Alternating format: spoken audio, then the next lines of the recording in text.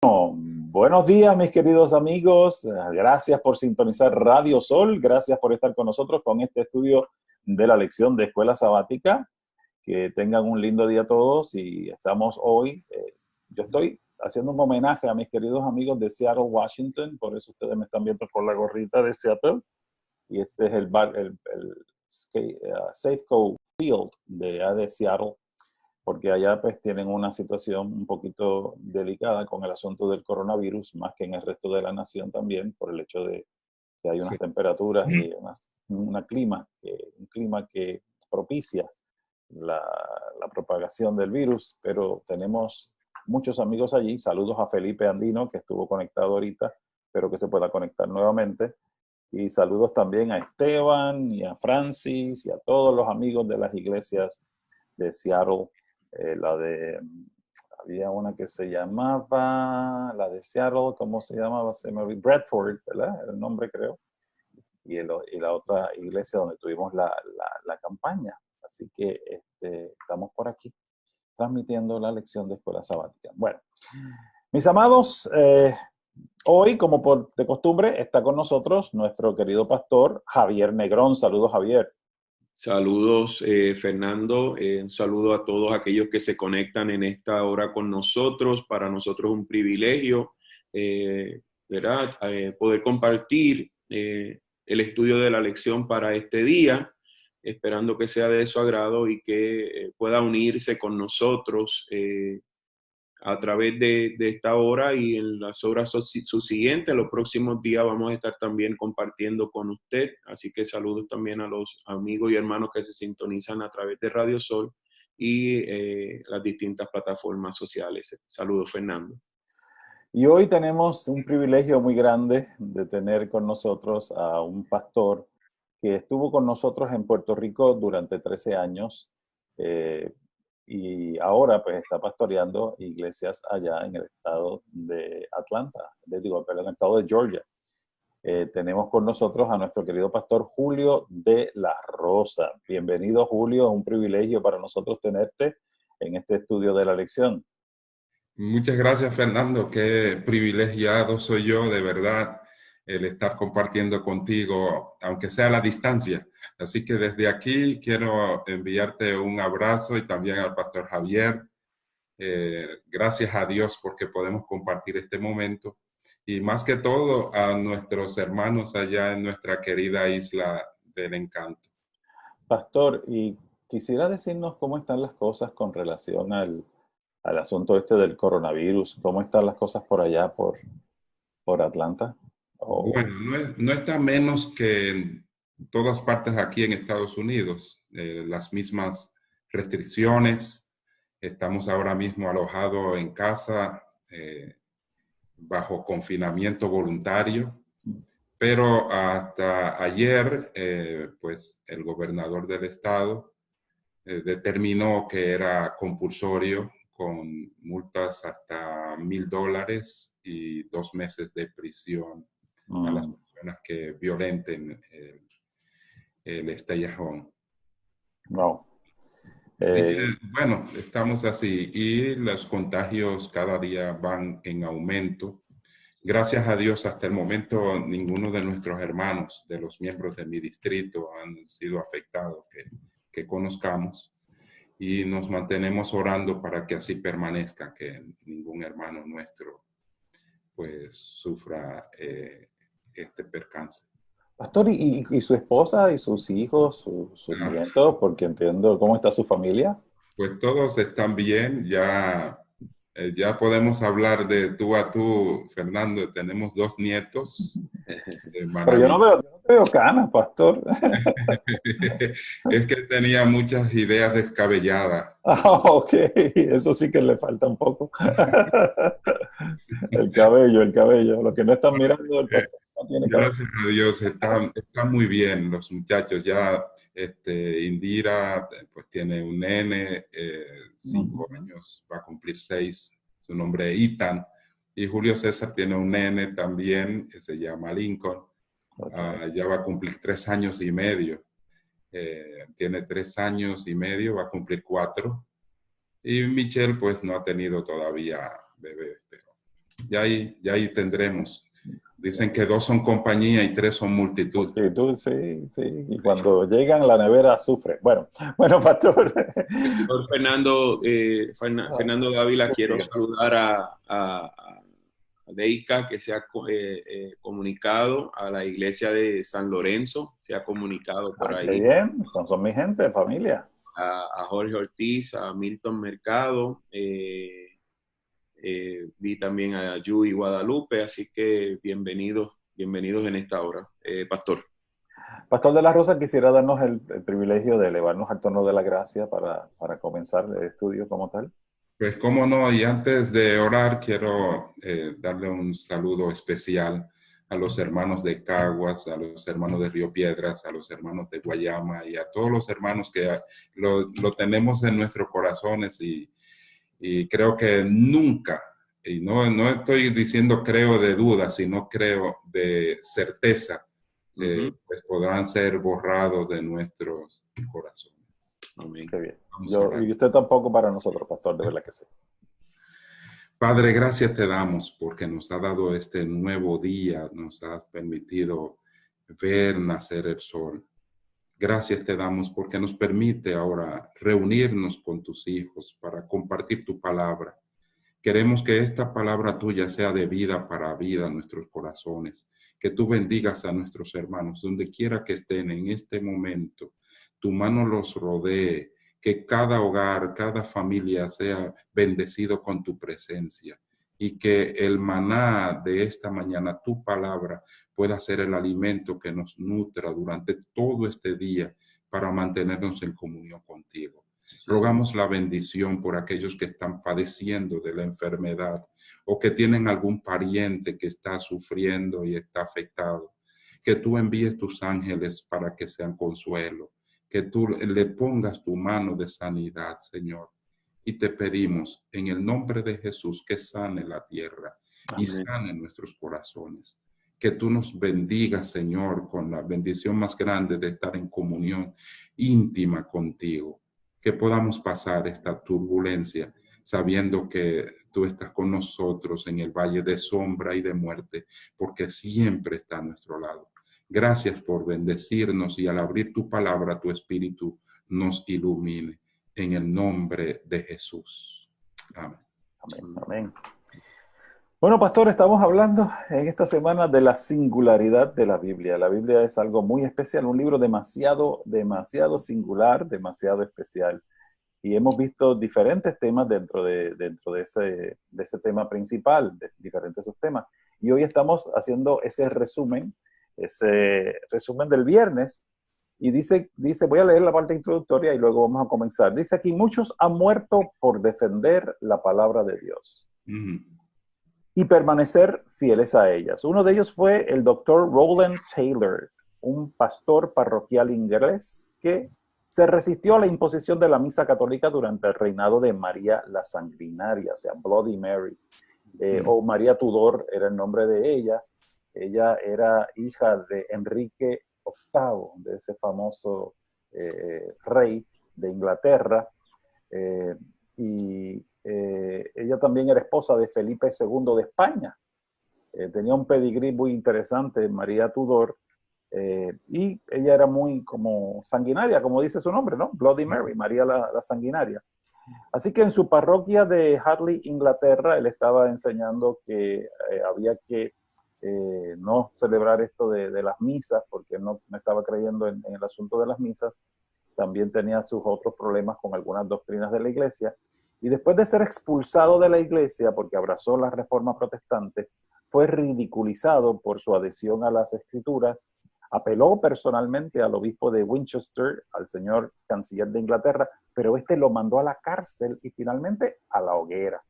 También dice la historia que luego agarraron un palo y le destrozaron el cráneo cuando se hubo calcinado, ¿no? Pero lo que me llama mucho de la atención es que eso fue, ¿verdad?, en 1555, pero cuando él iba camino a la hoguera, justo antes, él se dirigió a las personas que estaban allí y le dijo, buena gente, no les he enseñado nada más que la santa palabra de Dios. Y esas lecciones que he extraído del bendito libro de Dios, la Santa Biblia, he venido aquí en este día para sellarlo con mi sangre. En nombre de convicciones, pastor, quisiera usted, vamos a dar ese privilegio al pastor de las Rosas, Javier, quisieras decirnos, pastor, cuál es su impresión acerca de estas personas que han ofrendado su sangre por un libro maravilloso. ¿Será un libro común y corriente? ¿Qué motiva a las personas a esto, pastor? La verdad es que es maravilloso el estudio de la Biblia, porque la Biblia no es un libro, sino es una expresión, y la expresión de Dios. Por eso a los cristianos, a nosotros, se nos identifica como el pueblo del libro, porque el libro nos identifica a nosotros con Dios.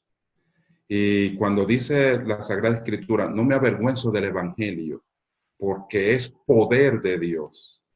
Ese poder trasciende no solamente el momento, sino cualquier circunstancia. Este hombre estuvo dispuesto a ir a la hoguera porque él enseñaba la palabra y era que él vivía la palabra. Así que Dios nos ha dejado esto para que nos identifique y nos da poder para aún transitar por el valle de sombra y de muerte tranquilos, porque la luz no se apaga. Al contrario, la sangre de los mártires se convertía en semilla de cristianos. Así decía Tertuliano. O sea, en sí la palabra de Dios hace vivir a la persona en otra dimensión, más allá del dolor, más allá de los sufrimientos, más allá de las amenazas, porque el poder de Dios se hace manifiesto. Pastor, gracias, pastor, por esa contribución. Pastor Javier Negrón, cuando escuchamos esto y tratamos de mirarlo en tiempo contemporáneo y hacer otro tipo de analogía, morir por el Quijote, morir por la Ilíada, morir por cualquier otro libro, ¿qué ves de especial en este libro que transforma vidas, como estuvimos hablando? ¿Podrías hablarnos un poquito de eso? Sí, saludo Fernando una vez más y gracias. Es que aquí se hace relevante esa singularidad de la Biblia que estamos hablando. Esto es lo que hace que la Biblia sea, lo llamamos un libro porque está encuadernado, porque tiene papel, porque tiene tinta, pero es la palabra de Dios y es ese verbo encarnado que está allí en este libro, que preserva la vida, la enseñanza de Jesús, que nos conecta con el cielo, que es que como habíamos dicho en días pasados, cambia nuestras vidas.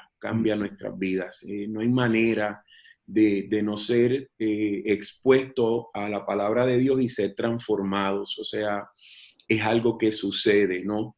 Viene a mi mente, ¿no? La lección para hoy nos señala que lleguemos hasta el libro del deseado de toda la gente y leer ese capítulo de No se turbe vuestro corazón, basado en lo que dice el Evangelio según San Juan, capítulo 14, y esas palabras de Jesús para sus discípulos tan importantes. Fíjese que él le introduce de una manera particular: no se turbe vuestro corazón. Es decir, le está diciendo tengan fe, tengan aliento, tengan ánimo, tengan paz, ¿no? Hay otras traducciones que traducen esta expresión como no vivan como los que no tienen esperanza. Y es porque la palabra de Dios precisamente es nuestra esperanza. Ese es el tema central de la palabra de Dios, que hay esperanza y la esperanza no está basada en algo que puede pasar, no está basado en una teoría, está basado en un hecho real. Habíamos visto la historicidad de la Biblia, habíamos visto la Biblia en el devenir profético, cómo lo que estaba predicho se ha cumplido, y esas cosas son precisamente lo que nos da certeza de nuestra fe. Nuestra fe no está basada en una especulación.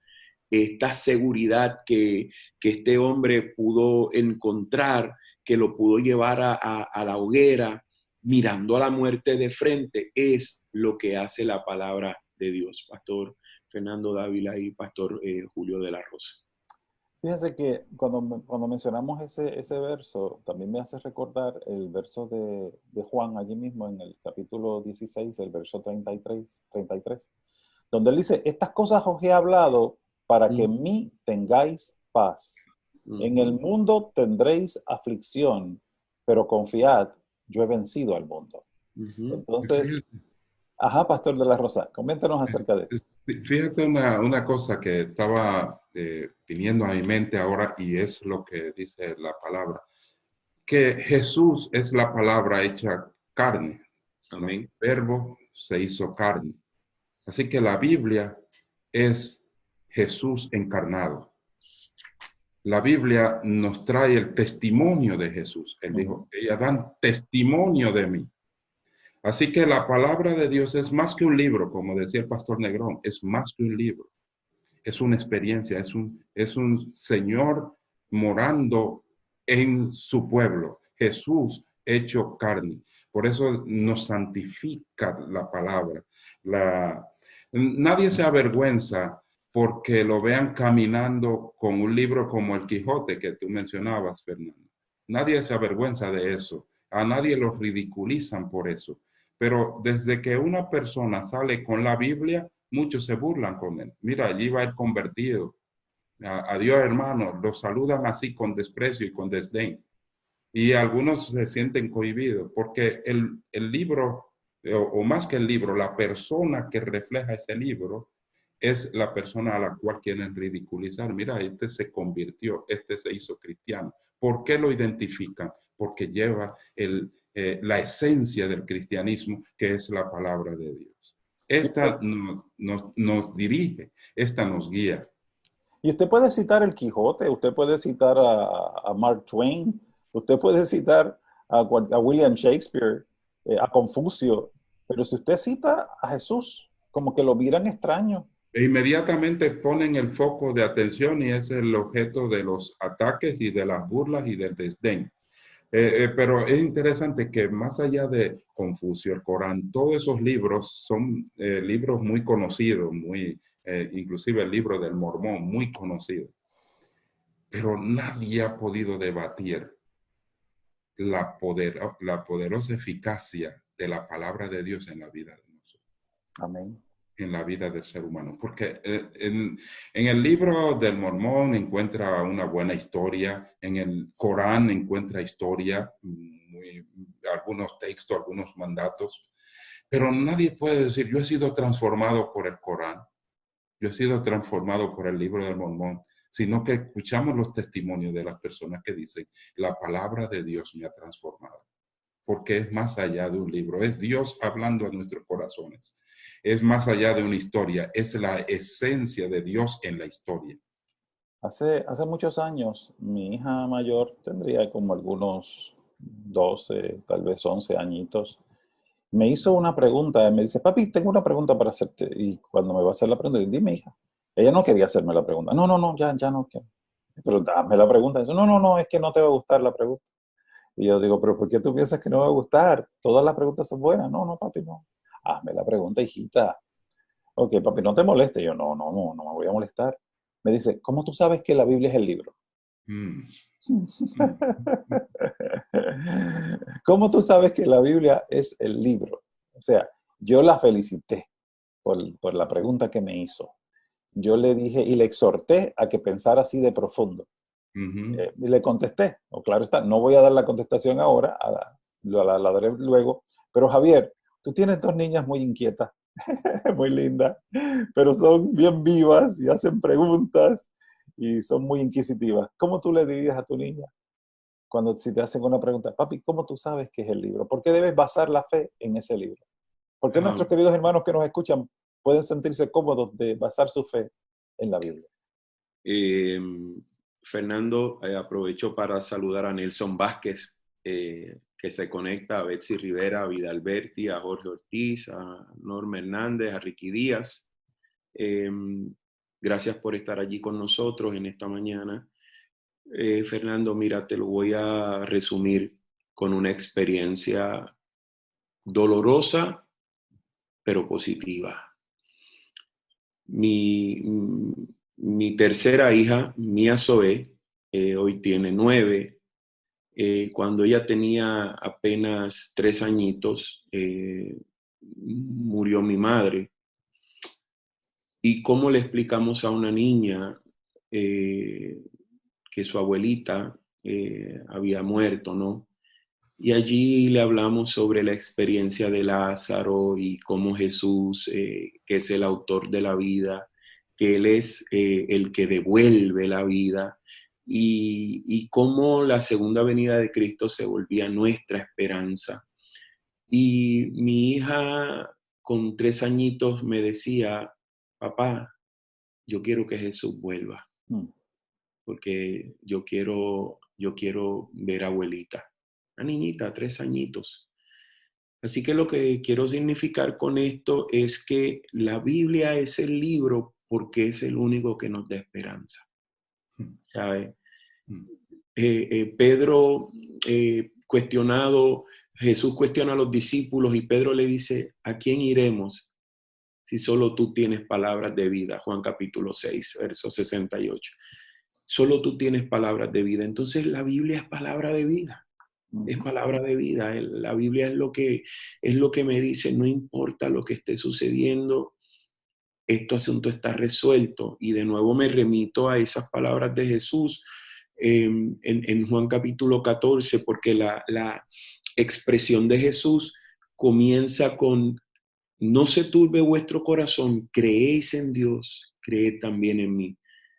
Necesitamos creer, pero sabe Fernando y Pastor de la Rosa y amigos que nos sintonicen esta hora, como que no se me hace difícil creer en lo que la Biblia dice.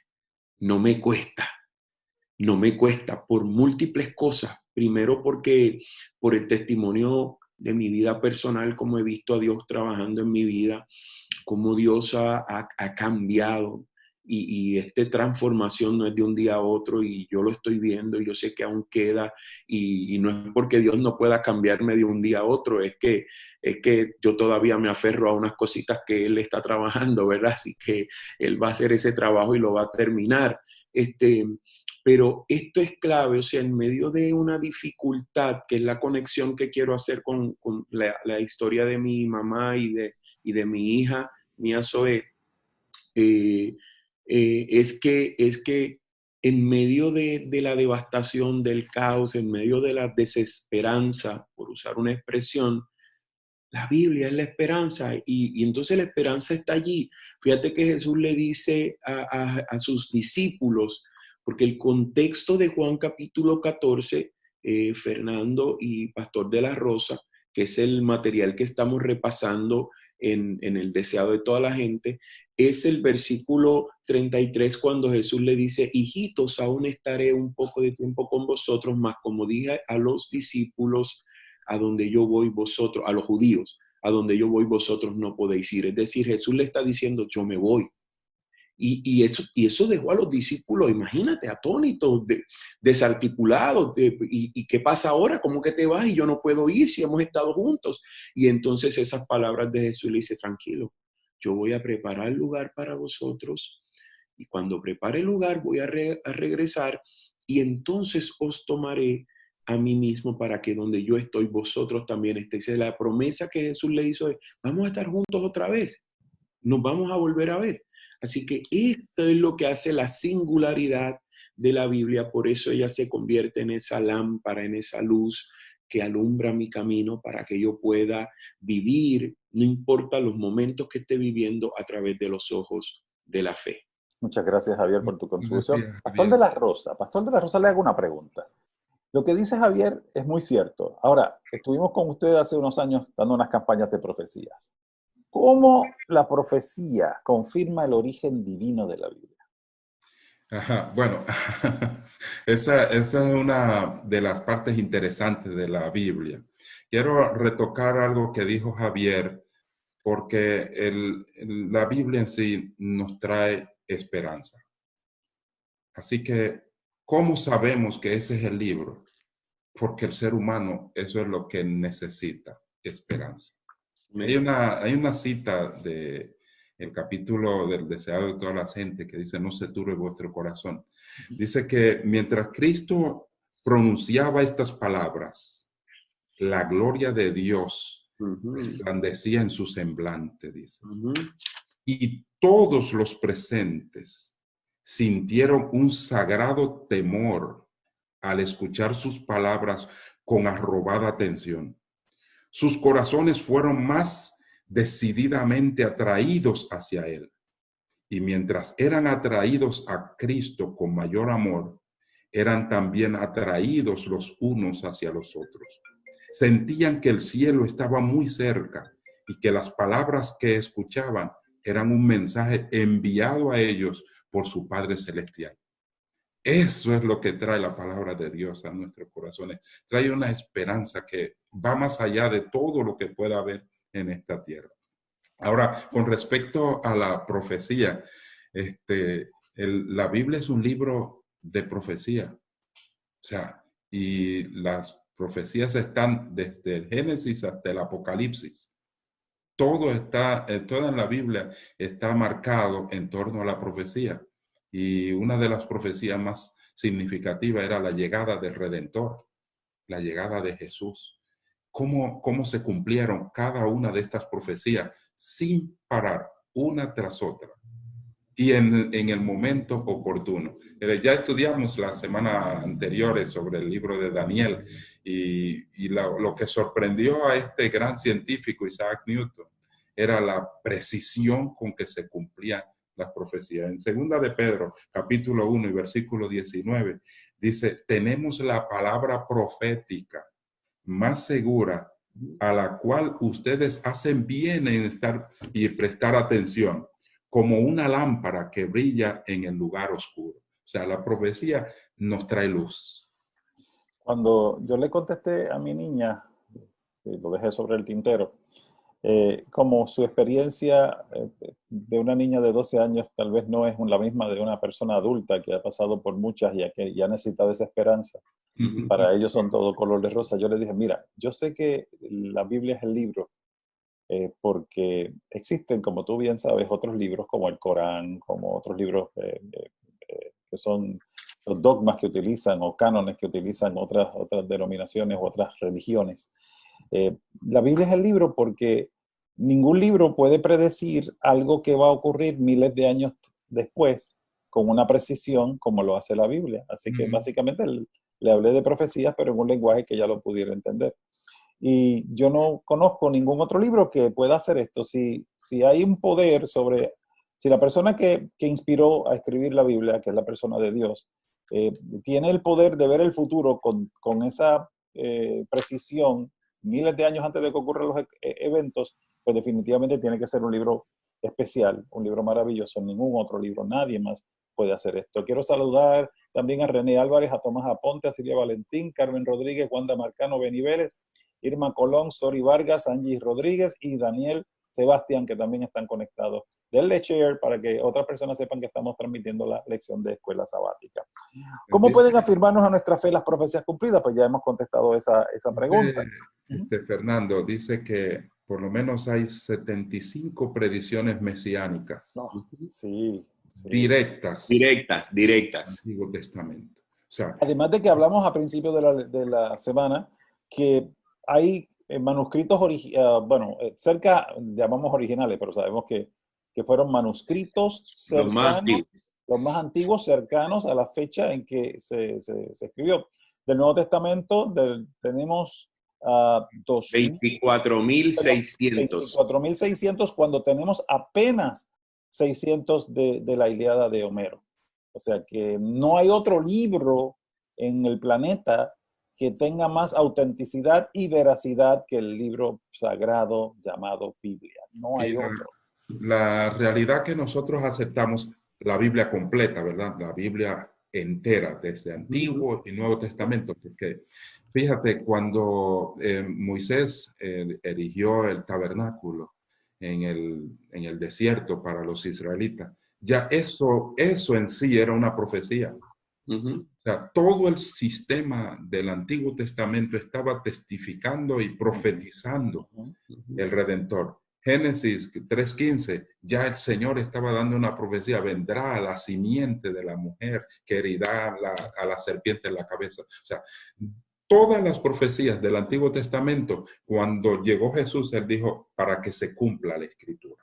Amén. Y que cada Exactamente. vez que Jesús hacía algo, decía, esto era para que se cumpliera lo que estaba escrito.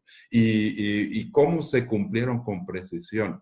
Hasta el momento en que Jesús se levantó allí en la sinagoga y dijo, el Espíritu del Señor está sobre mí, porque me ha ungido para traer buenas nuevas a los que están abatidos, para traer liberación a los que están en la cárcel, para traer paz y anunciar a las verdades del Evangelio. O sea, cuando Jesús llegó, cumplió todo lo que estaba predicho en el Antiguo Testamento. Y no solamente lo cumplió por decir lo cumplió, sino en el justo periodo de tiempo, venido al cumplimiento del tiempo, Dios envió a su Hijo. O sea, cuán precisas son las profecías de la Biblia y cómo se cumplen. No se deja nada al azar. ¿Y Jesús Porque mismo? Ah, siga, siga, pastor, siga, perdónenme. ¿Por qué? Siga, pastor, siga de la Rosa, no quiero no, interrumpir. no, sencillamente porque quien la dio es el diseñador del mundo, el que tiene el control de la historia y él sabe lo que ha de ocurrir con anticipación y no deja a su pueblo en tinieblas. Así que por eso puso esa luz. Aquí está la palabra profética. Y yo quiero invitar a los hermanos que nos están viendo y escuchando que no busquen ninguna otra fuente de orientación. En la Biblia tenemos todo lo que necesitamos Amén. para encontrar el camino, para encontrar la verdad y para encontrar la vida. Ujú. Podemos leer cuántos libros hay que se hablen sobre la Biblia, pero ninguno podrá sustituir a la Biblia misma. En cada hogar pueden haber 10, 20, 30, 40 ejemplares de la Sagrada Escritura. De nada sirve si nosotros no bebemos y nos vamos a la palabra. Pastor Negrón, Jesús consideraba a las escrituras con suma seriedad, las trataba de manera especial, las citaba, él mismo se adhería a las escrituras, a su ley. ¿Cuál debe ser entonces nuestra actitud, Javier, siendo que Jesús mostraba tanto respeto por las escrituras? ¿Cuál entonces debe ser nuestra actitud? Bueno, Pastor Fernando Dávila y amigos, sin duda, Jesús debe ser nuestra máxima. No puede, y cuando digo debe ser, es porque el mismo Jesús no se impone, ¿no? Pero debemos vivir como Él mismo nos dijo. Él dijo que debemos vivir de toda palabra que sale de la boca de Dios. Mateo capítulo 4, verso 4. Entonces, es interesante porque fíjate que Jesús nos llama a vivir una vida de fe, ¿no? Tomás le dijo, no, si yo no toco, si yo no miro ahí, yo no voy para adelante. Yo quiero tocar y ver y yo quiero confirmar. Esas fueron las palabras de Tomás sobre el resucitado. Y Jesús, bueno, le tuvo que darle, ¿verdad?, una dosis de fe a Tomás. Pero Jesús nos llama a nosotros a vivir por fe. Ahora, me llama la atención que nuestra fe no es una fe ciega. Nuestra fe es una fe basada en hechos, en acciones. O sea, aún el desafío más grande que tiene la humanidad, que es la muerte, que lo estudiamos en algún punto de la semana, ya está resuelto. O sea, yo puedo mirar la muerte con optimismo, yo puedo saber, no, pero es que Él resucitó. Pablo dijo, no, se le presentó a todo el mundo y después a mí como un abortivo. O sea, finalmente, así que en este asunto, si tanto Jesús como los propios apóstoles consideraron a la palabra, fíjate que cuando a Jesús se le acercaba a alguien, aquel joven rico, bueno, ¿y qué crees? Y Jesús le dice, ¿qué dice la Escritura? ¿Cómo lees? O sea, el concepto de Jesús es, busca en la Escritura. Busquen la escritura. O sea, Jesús validó, autenticó la escritura. Jesús dice, no, no, no, ¿por qué me preguntas? Busquen la escritura.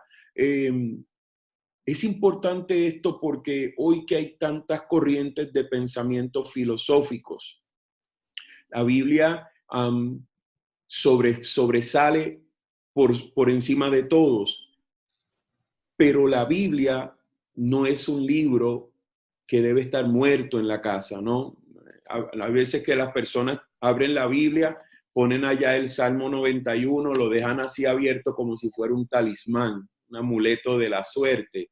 No, allí abierto en la casa, puesto sobre algún lugar, es un libro cualquiera. Perdona, con respeto te lo digo, querido. Pero cuando la Biblia está en tu corazón, entonces se vuelve viva y eficaz, como dice el libro de Hebreos, se vuelve una espada filosa, cortante, que quita todo lo que debe ser quitado. O sea, la Biblia debe estar en tu corazón, en mi corazón, debemos aplicarla a nuestra vida y eso es lo que va a servirte de apoyo en momentos como precisamente los que estamos viviendo hoy, ahora en el mundo entero. Nota bien que el salmista decía, joven fui, envejecido, y no he visto justo desamparado, ni su simiente que mendigue pan. Salmo 37, 25. Entonces, lo que quiere decir el salmista es que él tuvo una experiencia de vida con la palabra, porque Cristo es el verbo, Cristo es la palabra. Él tuvo una experiencia de vida. Con la palabra hay que tener una experiencia de vida diaria. Hay que tener una comunión, porque es la única forma en que ella va a ser pertinente y relevante a tu vida y a mi vida, Pastor Fernando. Gracias, Javier. Ese comentario estuvo excelente. La cara del pastor de la Rosa valió $1 millón, pastor. Él estaba disfrutando tu intervención y yo creo que él quiere comentar algo al respecto también. Así que, pastor, sus últimas palabras para ir resumiendo la lección. Estaba escuchando con plena atención lo que decía el pastor Negrón y la verdad es que da en el clavo cuando dice que Jesús es la palabra que nosotros tenemos que ver. Cuán seriamente tomó Jesús las escrituras. Su vida estaba regida por las escrituras y él no hacía nada que no estuviera en la escritura. Lo interesante es que él no fue a ninguna escuela rabínica para estudiar la escritura, porque él mismo fue quien la dio. Él la conocía, él era el autor. Así que él vivía la escritura porque él era la palabra hecha carne. Ahora, ¿cómo eso afecta a mi vida? ¿Cómo eso me afecta a mí? Debemos tomar la escritura como si fuera pan. De hecho, es el maná. Es el nutriente que Dios nos da. ¿Cómo podemos ser cristianos si no nos nutrimos con la palabra del Señor? También tenemos que tomar la Sagrada Escritura como si fuera una medicina. Es un antídoto contra el pecado, contra la tentación. Jesús pudo vencer al enemigo citando la palabra. Escrito está. Nosotros como cristianos seguimos la premisa, sola escritura. Todo lo que la Biblia dice, yo lo creo, porque es la palabra de Dios. Sola escritura. Todo lo que el Señor me ha enseñado. Y ahí en el libro de Deuteronomio, capítulo 32, versículos 45 al 47, dice Moisés cuando estaba despidiéndose de su pueblo y dándole las últimas instrucciones, dice, cuando terminó Moisés de hablar todas estas palabras a todo Israel, les dijo, fijen en su corazón todas las palabras con que les advierto hoy. Ordenarán a sus hijos que obedezcan cuidadosamente todas las palabras de esta ley, porque no es palabra inútil para ustedes. Ciertamente es vida. Por esta palabra prolongarán sus días en la tierra a donde ustedes van, cruzando el Jordán a fin de poseerla. Así que cuando tenemos la palabra, palabra de Dios en nuestras vidas, tenemos vida. Cuando la obedecemos, andamos en vida.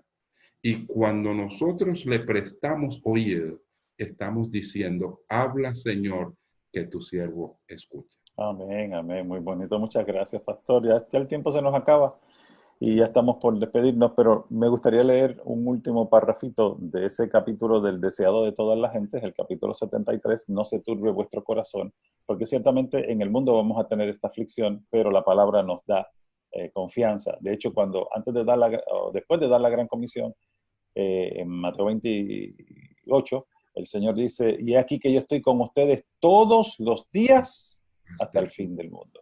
Y de eso trata este parrafito que voy a leer. Dice, el que me ama será amado de mi Padre y yo le amaré y me manifestaré a él.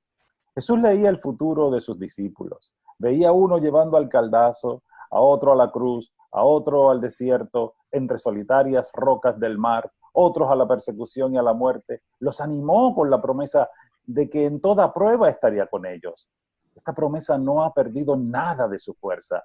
El Señor sabe todo lo relativo a los fieles siervos suyos que por su causa están en la cárcel o desterrados en islas solitarias. Él los consuela con su propia presencia. Él está con nosotros.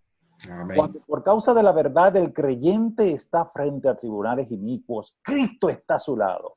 Todos los oprobios que caen sobre él, caen sobre Cristo. Cristo vuelve a ser condenado en la persona de su discípulo. Cuando uno está encerrado entre las paredes de la cárcel, Cristo arroba el corazón con su amor. Cuando uno sufre la muerte por causa suya, Cristo dice, yo soy el que vivo y el que he sido muerto, y aquí que vivo por los siglos, y tengo las llaves del infierno y de la muerte. Aleluya. Queridos, quizás está pasando por diferentes valles de sombra de muerte con algún familiar, con alguna persona querida, tal vez tú mismo estés allí, pero no ten fe, porque el Señor tiene las llaves de la muerte y en ese día glorioso habrá de darle muerte a la muerte. La vida que es sacrificada por mí se conserva para llegar a disfrutar de la gloria eterna. Gloria a Dios. Y con esas palabras de esperanza, mis amados queridos, nos despedimos de esta lección de Escuela Sabática. Esperemos que haya sido del agrado de todos ustedes. Y les hablaron en esta ocasión el pastor Javier Negrón, Pastor Julio de la Rosa. Y este es su servidor, el pastor Fernando Dávila. Hasta la próxima y que Dios les bendiga siempre. Dios los bendiga.